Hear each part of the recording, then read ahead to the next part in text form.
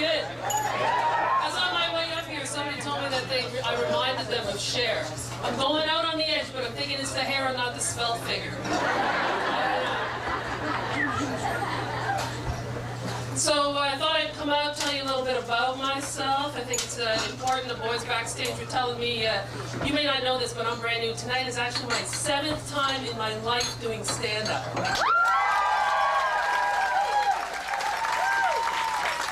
you're going to have to forgive me. I'm going to have to take a drink every now and then, because when I'm nervous, I get dry. And right now, I'm about as dry as Lisa Marie on her wedding night to Michael Jackson. But the boys are giving me tips. They said you need to, endear yourself to the crowd. You need to tell them a few things about yourself. So let's start with my name. We already got, I got a lot of hair and a lot of ass. So we'll move right from there into my name, Candy. C-A-N-D-Y. That's my whole name. That's what my parents named me. Clearly, they had a great dream that I was going to be a stripper or a hooker. They were very, very close. I became a lawyer, in fact. It's really not that far away. I should also tell you I'm Mi'kmaq. Now, you saw Sugar Sammy earlier.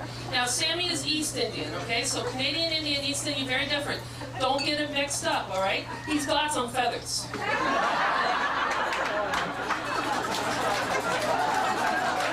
Oh, somebody likes the feathers. I should have worn mine, man. I would have got more laughs. So the Mi'kmaq culture has something in it that I want to tell you about, because a lot of you don't know much about the culture. I want to talk to you about the giant beaver.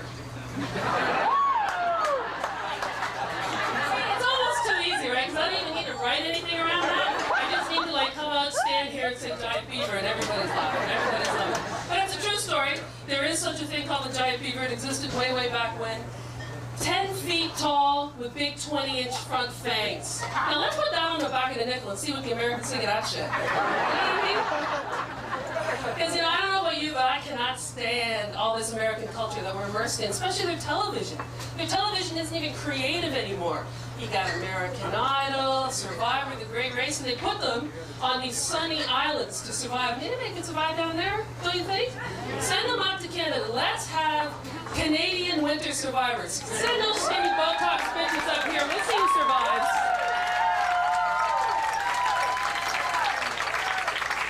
And those shows are really just about, what you're wearing, how much silicone you're packing. They really put all kinds of pressure on women.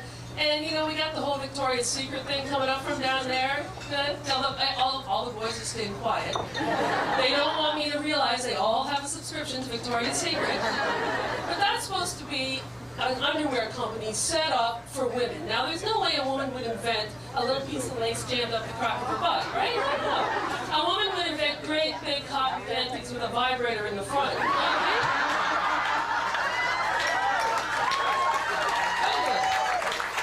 I see there's a lot of lesbians in the house tonight, too. Lesbians would invent the same thing, only instead of white cotton, it'd be plaid flannelette. That's what the nights would be rocked in. That's right. Another way that we're always under pressure is for plastic surgery. We're always under pressure to get plastic surgery. Now, this is a true story. I have just heard that the new #1 thing that women try to do for plastic surgery is vagina augmentation. Vagina augmentation. He's shocked. He's shocked. He's saying she knows I have a vagina and she's going there. Don't worry, buddy. Your secret's safe with me. Now, vagina augmentation, pretty in the pussy, beautifying the beaver, if you will. Now, see how funny that is?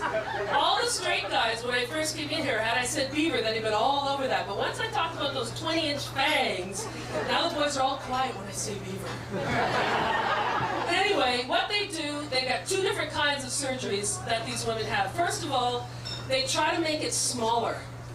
Okay, they're in bed with their men, it's not a tight fit, and their first thought is, geez, I guess I should go and have some surgery. I'm thinking, geez, I guess you better get a bigger fucking man.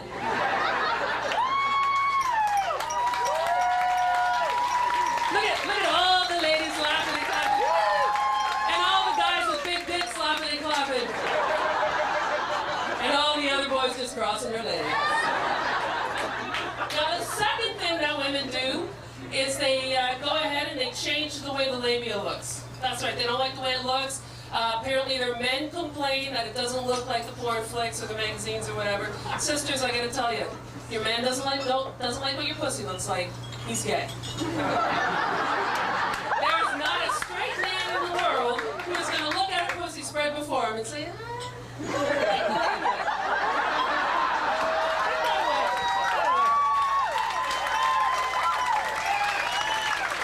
like the labia. They like the labia.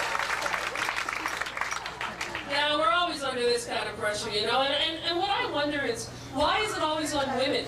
Because, yeah, my breasts, they're hanging a little lower than they used to, but they're still pretty nice to look at. Have you seen a 60-year-old scrotum? Man, that's where the mortgage money should be going. Never mind looking me. That shit's not pretty for anybody. Like, oh, now I'm worried about what your scrotum looks like, man. She's laughing pretty loud. And you're just a young man. That ain't right.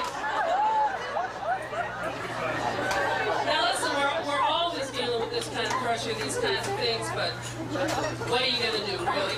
I, for one, am not going to get any surgery. I know another woman who would not get surgery, and that's Martha Stewart. I think Martha would weave a little heather down there and call that a good thing. It's hot as mother up here. I am like sweating like there's no tomorrow. Woo! So much for being dry like Lisa Marie. So, another thing about Americans that drives me absolutely insane, and I don't know if you have like caught on to this or not, but you know, you look at the Americans, their church and state are reuniting. They're okay with that.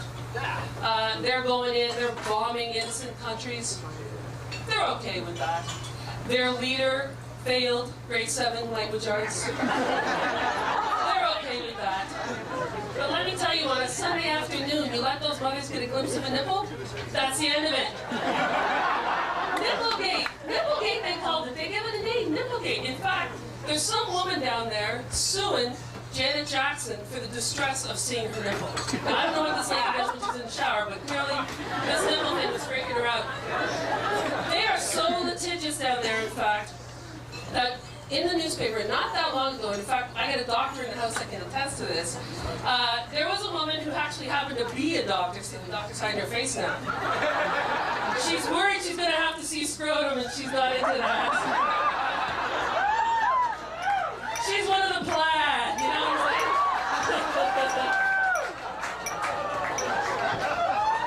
But this doctor, this woman doctor, goes out on a one-night stand. She picks up a nice-looking man. She takes him back home. She doesn't have sex with him, but she gives him a blowjob.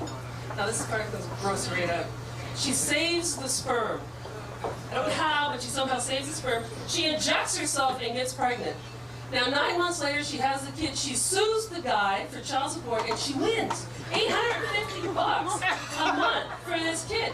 But he countersues her for theft. Don't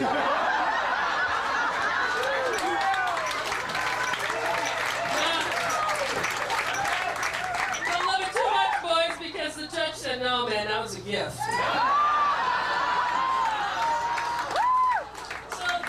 Surprised and shocked me because I spent most of my life dating men, but for the last 4 years I've had a girlfriend. This guy's getting all tiddly. That's right, man. Soft centers, hard centers. I like all the chocolates in the box.